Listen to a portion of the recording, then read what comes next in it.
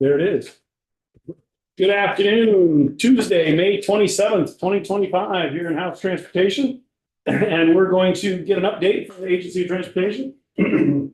Mike LaCroix is with us, talking about the big divergent diamond that's, I think, currently on hold, up in Colchester, right? They don't know how to plow.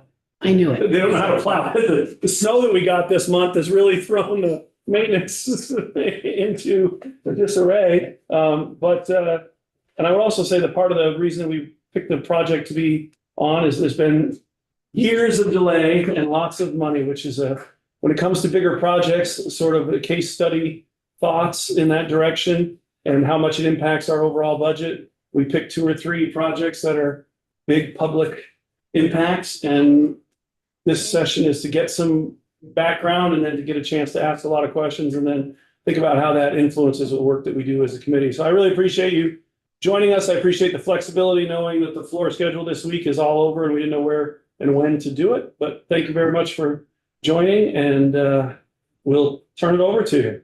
Sure. Thank you very much for having me. I'm going to share my screen. In a minute. While he's doing Now you can. that. I think you should be all set. Yep. Roy is the co-host now. All right. Okay. Can you see the presentation in front of you? Yes, sir. Okay, excellent. Again, thank you for having me. My name is Michael LaCroix. I am a project manager in the traffic design section in the highway design and safety section at the agency. I have been working on this project for the last 12 years. It is older than my youngest daughter. That's how I kind of gauge things. But I am happy to say that things are going to start coming to fruition. So I'm going to take a few minutes, talk to you about the project as a whole. We'll talk a bit about construction and schedule, and then a good chunk of this will be about the history of the project. This is something that I haven't spoken publicly about, hasn't really been asked a lot about, but now that the project is heading towards completion, it's a good time to kind of focus on how we got to where we are. So for those who aren't, I gotta interrupt. Is Yeah. that picture from Route 2 way back when? Is that like facing up the hill towards Yes. Water Tower or whatnot, and Costco turn would be there to go to the right? Is that really Yep. where it was way back when? So the interstate, as you know it today, falls between the old drive-in and this white farmhouse that used to be at the top of the hill, and that's the intersection at which Costco and the Hampton Inn can be found. So yeah, this was from 1960, 62, somewhere in there. What's playing? Yeah. Curse of the Werewolf. Curse the Werewolf and Shadow of the Cat. Wow. Yep. Wow. Sorry, I couldn't help myself. I get a little punchy here at the end of the session. Sure. And feel free to stop me at any time. I'm going to get through a lot of information. We So will. Werewolf was working coming in. Oh, my. Wow. okay, so for those who aren't in the know about this project, which there are still a few folks straggling along that still don't know much about it, but this project is a corridor project along routes 2 and 7 in Colchester. It starts at the Winooski Town line and it goes for about a mile up north before you go down into Sunderland Hollow. It includes the I-89 exit 16 interchange and 5 other signalized or 5 other intersections. And these side roads here are all the ones that are included. Furthermore, we're going to be doing more than just the roadway work, improving the corridor itself. We're going to be upgrading stormwater treatment. We're going to be correcting the roadway. We're going to have all new infrastructure from the top down, and the highlight, if you will, of the project will be the reconfigured interchange at exit 16 into what's called a diverging diamond interchange. I've heard it called many different things, double crossover diamond, double black diamond, but the term we use is diverging diamond. So this is an aerial photo of the current interchange as we have it out there today. It's a little dated, but the reason why I like showing this is because it gives you a good idea of how traffic moves through this interchange. And as you can see, just by the pavement wearing, you can see that 3 of the 4 heaviest movements are left turn movement traffic onto or off of the interstate. Just to give you a little orientation here, Route 7 is left to right. Winooski would be to your left, Colchester Village to your right. The interstate south to north would be bottom to top on this image. The Hampton Inn, you can see in the bottom right. And there's a gas station here, which is where the old drive-in theater used to be, is the Shell station here on the left, bottom left. So we take that and we apply engineering to it and we draw out plans, and this is what it would look like. How the DDI works in simplest terms is you drive on the left side of the road in between the 2 signalized intersections at the on and off ramps. And what this does is this allows for left turning movement onto and off of the interstate without having to wait for a traffic signal. So inherently, it's already way more efficient just by eliminating the signalized left-hand turns. So these would be a traffic signal here and a traffic signal here. If you're taking a left-hand turn onto or off of the interstate, you would only have to go through 1 traffic signal here. Or if you're going this way, you would hit here and go on here. If you were going straight through on Route 7, you would still go, you would have to go through the second signal to cross back over to the right side of the road. This is what an artist's rendering would look like. We hope we can get it this nice. We think we can, but we'll see later this summer and early into next year. So why a DDI? So there's safety benefits right off the top. The 125 plus, I think that number is a little small now. I think it's a little dated. States can't build them fast enough because we're seeing huge increases in vehicular safety, reduction in crashes by 1/3, injurious and fatal collisions by 1/2. And we're simultaneously increasing our vehicular capacity by 50%. So, you know, just those numbers alone are enough to sell states on building them. I believe they are built in like 40 to 45 states right now. And I think all but 1 or 2 states is contemplating building one. So why DDI? Because of what I was just talking about earlier, it eliminates signalized left-hand turn movements for vehicles, and those movements now become yield conditions. And then we have 22 under construction across the country, and there are 66 planned. So when all is said and done, we're going to see massive amounts of diamond interchanges in the United States that are going to be DDIs. Question I get frequently is, how does it function in the wintertime? Well, the short answer is it functions just like any other roadway. 60% of all DDIs are built in areas that have snow in the wintertime. Snow plowing happens normally. We've already spoken to our plow truck drivers for this route and explained to them how this works. They seem to grasp it and have said they'll have no issues with plowing it. And we even talked to some other states that get a lot of snow that have DDIs and just pick their brain too. But again, there's not a lot of extra equipment or time needed to plow or maintain a DDI. We'll have robust pavement markings. We'll need even way more durable pavement markings than we're used to here, because lane shifting and turning is going to be critical, so that folks at nighttime and folks who aren't used to driving through a DDI will have this extra added assistance. So where are we? We are about to break ground on the second construction contract. These are the steps, the phases that we went through since 2020 to get this project functionally into construction. And we've finally gotten to a point where we were able to award the second and final construction contract in May, and we hope to be breaking ground in July or August. So a little bit of the history, and it's a Sorry. lengthy one. Mike, Yes. Yeah.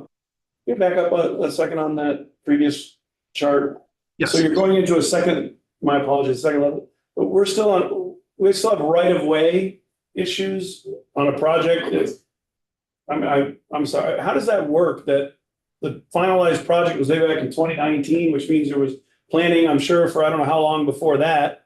And I forgot how old you said your daughter was, so it's been quite a while. How does it work that we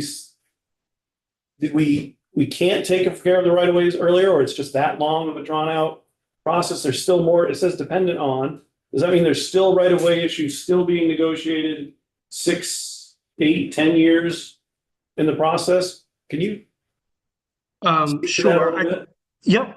Well, typically right-of-way acquisition doesn't take that long, 6 or 8 years. In this particular case, it did for reasons that I'll talk about in a couple slides. Okay. This slide here that you're looking at, I just noticed is a little dated. We have acquired all the rights of way. We were able to do that, I think, late in 23, I think. So it did take a little bit longer than we normally would have here because we had significant opposition to the project. Normally, I don't think a right-of-way process of this magnitude would take 3 or 4 years. But to reiterate, we do have all the rights of way now. We were able to construct contract 1 before we were able to acquire the remaining rights of way because the elements of contract 1, which I'll explain in a little bit later, all fell within the state's right of way. So it was the second construction contract that we had to hold up on until we got the remaining parcels.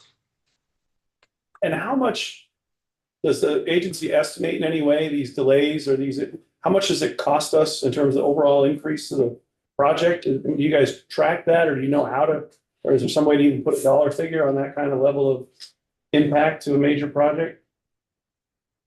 I would venture a guess. It's not my field of expertise, but I would think that there would be some way of tracking it through our time systems, because we have certain activities that are set aside for right away. I don't know what those figures are, and it probably varies drastically from project to project. Okay, thank you. Sure. So the early phases of the project went somewhat smoothly. I would say within the first year or so, we had no delay. We were moving at a pretty brisk pace. And then we started to notice some trends happening 2012, 2013, 2014, when we started to get into some of the permitting.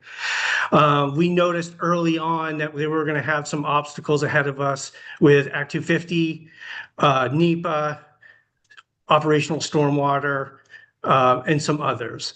And we knew this because when we went to our Section 502 hearing in early 2012, lawyers for some gas stations that are in close proximity to the project started asking us questions about NEPA, which the NEPA process doesn't begin until after the 502 process and the public input process has completed. So they were asking questions of us that we didn't have answers to at that point, but we knew, we had a good feeling that they were going to be adversarial to the project. Another question for you? Sure. Yeah, thanks. And it's curiosity, and you don't have to answer it if you don't want to or you don't know. I know there was a lot of opposition to Costco putting in gas pumps around this time. I wonder if this is related to that? Yes, so a factor of some of the delays is part of the Costco warehouse expansion project and the gas pumps that they were going to install as part of that project.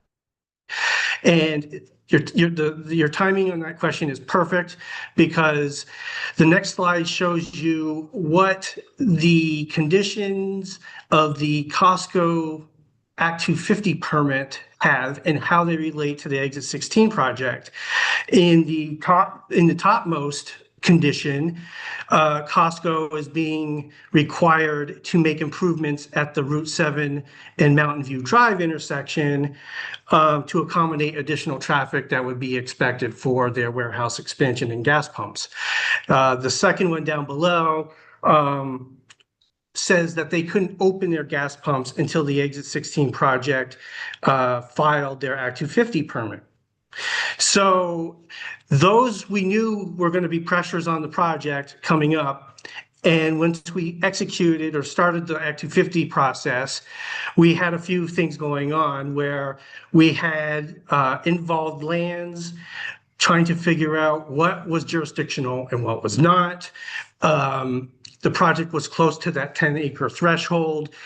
We didn't know what the staging areas were going to be for the construction of the project. And so we had difficulty estimating those areas because those would be considered involved lands as well. The commission recommended to us that we just get a permit rather than trying to amend everybody else's permit in the area. Furthermore, the district commission also just flat out gave anybody and everybody who wanted some insight on this on our Act 250 permit party status. And even if they didn't deserve it or meet the criteria of party status up front, they still gave it to them anyway. So that kind of slowed us down as well. So ultimately, the party status property owners that did get party status, they got jurisdiction on it. They opposed our Act 250 permit by the criteria that you see on the screen. There's 9 different ones. And as soon as we got our Act 250 permit, they immediately appealed it and took us to court on these different criteria. Additionally, concurrently, we were doing our operational stormwater permit for A&R. And the same opponents, gas stations in particular, opposed our operational stormwater permit for a variety of reasons, 3 of which are here, saying that our project failed to meet water quality standards under the A&R permit requirements. Because in the first example, because there were other STPs that were available in the industry that could perform better, even though A&R didn't recommend those and or made them an option for us to even use on our projects. Furthermore, they also fought us on our operational stormwater permit because we didn't take into account chloride reduction or mitigation for the adjacent Sunnyside Brook, which was already starting to get elevated chloride levels in it, but was still only on the watch list. So we argued, well, it wasn't even on the impaired list to even address until after we got our stormwater permit. So they're fighting these different issues in court against us on these type of things. So, and also phosphorus for Lake Champlain as well. So again, another separate history here where the courts decided to lump the stormwater permit and the Act 250 permit together in one docket, which was handy. But it also kind of complicated and slowed down things as well. So as you can see, we spent a good 4+ years trying to get our stormwater and Act 250 permits, which after numerous trials, appeals, remands, we ended up getting in November 2020.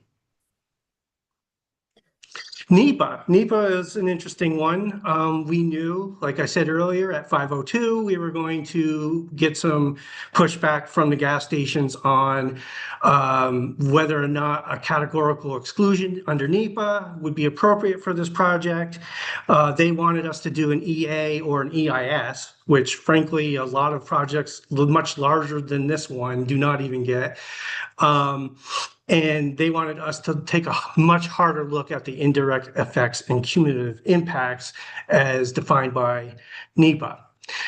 And then again, another lengthy process where we actually ended up going to the U.S. Second Circuit Court of Appeals in New York City to defend our NEPA document. After a series of decisions and appeals. And so another lengthy process from 2013 all the way up to 2021, we were in a battle with the gas stations over our NEPA document. The NEPA So- starts after Yep. the Act 250 and the wastewater? I'm sorry? The NEPA battle doesn't start until after the 250 and the wastewater, is that, or am I off by the timeline just a little bit? We're all going concurrently. But the 4 years was just for 250 and wastewater, Yep. the 4+ years, and then NEPA went after that. Or went longer, even though it was going on at the same time. It did, yeah. It's our NEPA process started before, but the court part of the NEPA process didn't fire up until closer to the end of our stormwater and Act 250 process. Right away was an issue, and I think this was brought up earlier. So one interesting piece to this right away process was that it took a lot of these properties are high valued, and so a lot of the property owners were very vigorous in negotiating with us. But one in particular that did slow us down was one of the gas stations who was indirectly impacted, as they were a leasee to a parcel that we were impacting, not the owner, felt that they should have been entitled to challenge the necessity order by the court and receive compensation. Section 502 was sort of a little vague, and so the gas station essentially litigated against us. They were successful in getting a determination in their favor. Didn't really change much other than that they were just another seat at the table during the condemnation hearing. But it did slow us down by probably 2 years or so. And then we had other general delays in the right-of-way phase due to briefings and appraisals, reappraisals, negotiations, and so forth. So ultimately, we were successful. Again, it took a couple years to get through all that slog. Did they but- receive compensation? They said they were entitled to it. You said nothing really changed. Did those parties that received eligibility to receive compensation receive some type of Yes. form of compensation? Yeah, and actually, those negotiations that litigation is actually still ongoing, believe it or not, because well, we can move forward without compensation. We just needed the order of necessity. So the gas station and the agency are still negotiating or litigating over the final amount of compensation they're entitled to. Guess we'll look forward to that in next year's budget. I would guess they need enough compensation to cover all these court cases. Yeah. So yeah, Downstairs? so in December 24, the Supreme Court upheld our necessity order. So that was when we finalized the right-of-way acquisitions, and we were able to move on to construction.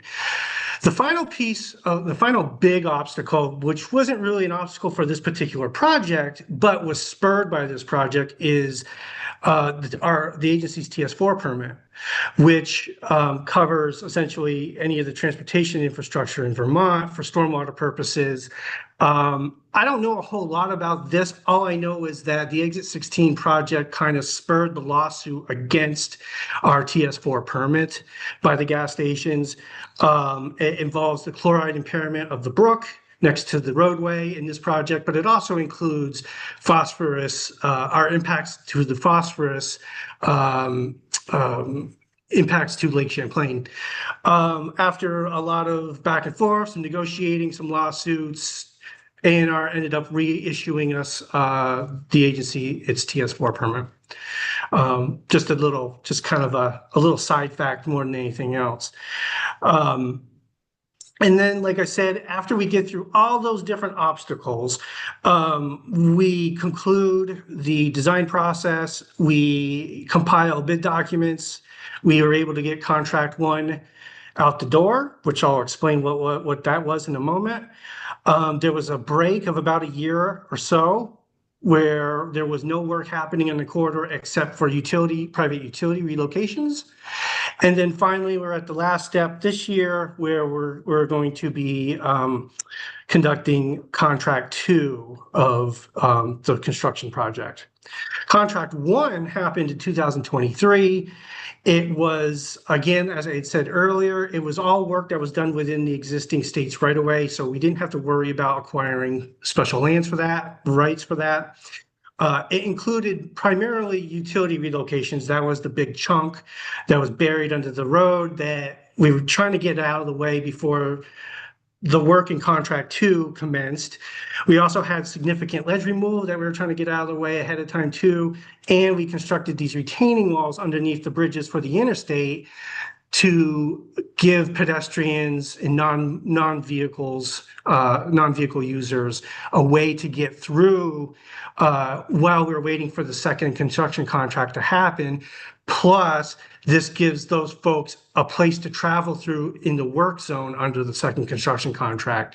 So we tried to make do what we could and get built what we could with what we had under that first construction contract.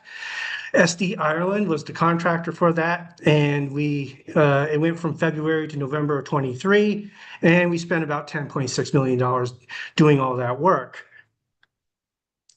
The second construction contract will be happening this year, and dare I say, be done by the end of next year, hopefully, will be the remaining project. So all the roadway work, including the DDI, all the new infrastructure, signals, lights, sidewalks, stormwater management, things like that will all be constructed this year and next year.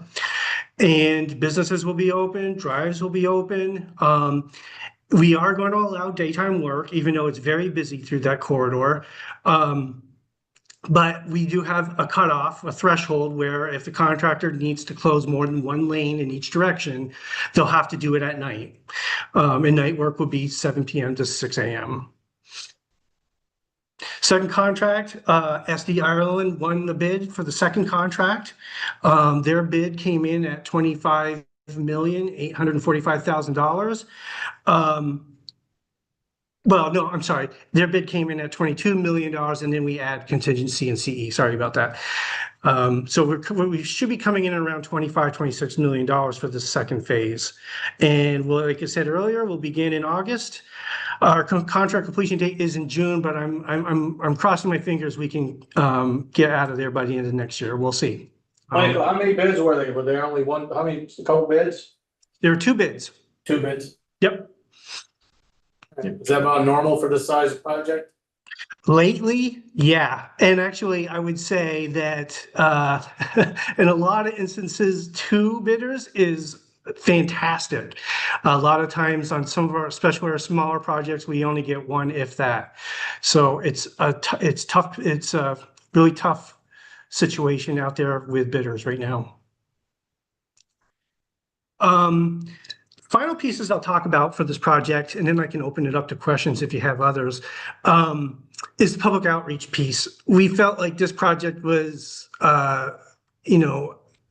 robust enough that we would need a dedicated public outreach presence. We really wanted to focus on information, 2 pieces, information and education. We hired WSP to conduct a lot of this public outreach for us. I think it's gone really well. And normally we would just do an information piece through our public outreach on our projects, talk about scope and timelines and what happens during construction, things like that. But because the DDI is so kind of unique and very new in terms of folks trying to understand how the traffic is going to, get through the interchange, we added the education component to it. We had, I showed you an example of one of the graphic artists, and we've also did some animations. We have some videos, and all that, and all those elements make it really easy for someone to visualize how to drive or navigate the DDI. And all that stuff can be found on our website, which I'll give you a link in a moment.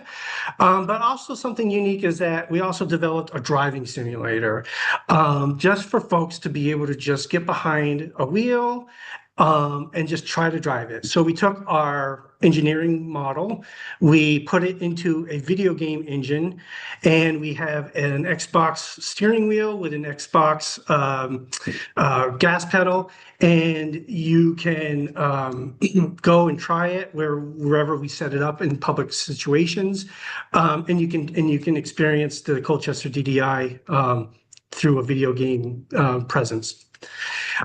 So that was something very unique. And lastly, because the DDI is in close proximity to Winooski, and Winooski has a very significant multilingual or low English proficiency population, we really wanted to expand our outreach to include them as well, particularly for folks that go grocery shopping. They have to go through exit 16 or other places on the Colchester side of the town line. These folks can understand what we're trying to do there and get any sort of updates on the project. And try to engage those folks a little differently than we would normally do. And actually going back to that, the current Winooski Main Street revitalization project is currently ongoing as well, and they are doing something similar as well with great results. So that's something that was very new and unique to us, and we're happy to continue that program. That completes my general presentation. I'd be happy to take any sort of questions that you have at this time. You can use any of this information to get in touch with the project team, check out any sort of project materials. It's all on our website. And yeah, thank you for having me. We definitely have some, well, Representative Pouch. It's got a Yeah, question for you. it's not quite a question, but I definitely appreciate this and seeing really the main issues with the delays. One last question. Are you concerned that the final ribbon cutting of the double diamond could interfere with your daughter's high school graduation party?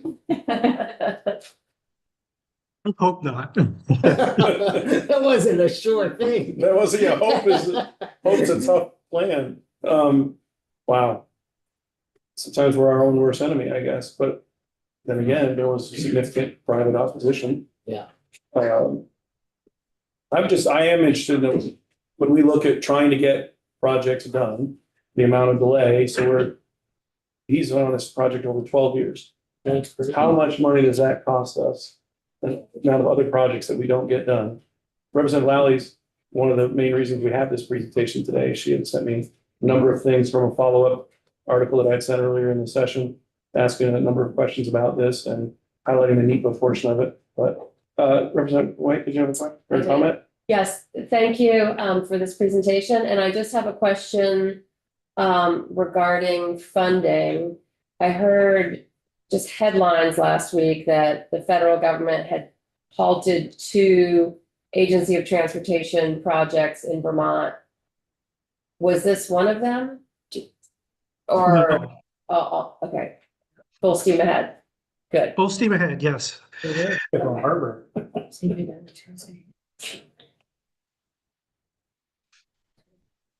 I'm sorry, does anybody else have any? I have a question outside of this presentation. Oh, okay. Seeing Does anybody else have any questions or concern? You can ask Representative Thompson how her district feels about this project. We're gonna hit another one of yours here tomorrow. So, but I you don't know, I know I was gonna say thank you very much, but. No, I do have a question. But While Michael's here, could you give me a little update on the roundabout on 67A and Silk Road? Everything going smoothly on that? Yeah, so in Bennington, Yeah. Oh. in Bennington, we're creating Vermont's first peanut roundabout. Yeah, everything's going pretty smooth for the most part. We had a lot of challenges in that project during design in terms of there's some contaminated soils and some stormwater issues. We've been working really closely with both the town and Bennington College, and they are been awesome to work with, particularly the college. This will be a great feature for them, a good gateway for them and the town. But so far, the project's moving smoothly, and I'm hoping it continues that way. Great, thanks for the update. The project deadline of 2035 is. Yeah, probably. It's on schedule. Hopefully next year, right? Yeah, I next heard year. that last year. Yeah, I thought I heard that on this committee last year. Okay.